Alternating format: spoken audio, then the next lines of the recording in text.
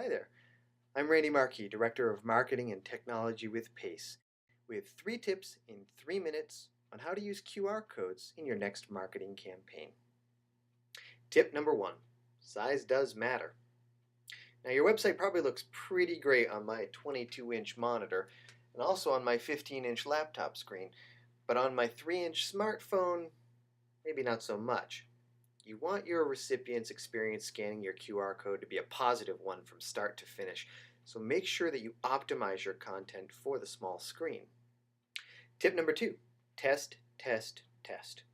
That's right, I said test 3 times, one for each of the major smartphone types, the iPhone, the Android, and the BlackBerry. Now, just like websites and emails, your recipient's experience will vary depending on their environment. For smartphone, that includes operating system, browser, and even the network they're on. Now, if you can't round up one of each kind of smartphone to test, there are emulators available on the web, or you can contact Pace and we can run some of the tests for you. Tip number 3, size matters. Part 2. Now, in adding a QR code to your design, try to accommodate space for about a 1 inch by 1 inch square.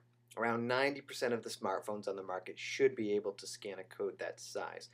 You can go smaller, but older phones may not scan your code.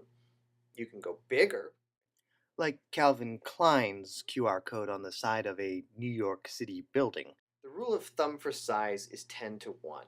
In other words, the size should be the scanning distance divided by 10. Now, don't forget that the more info you store on the code, the more little squares and dots it will make up the code. So consider using a URL shortener or something to keep the code from becoming too dense, which can also cause scanning problems. Thanks for watching.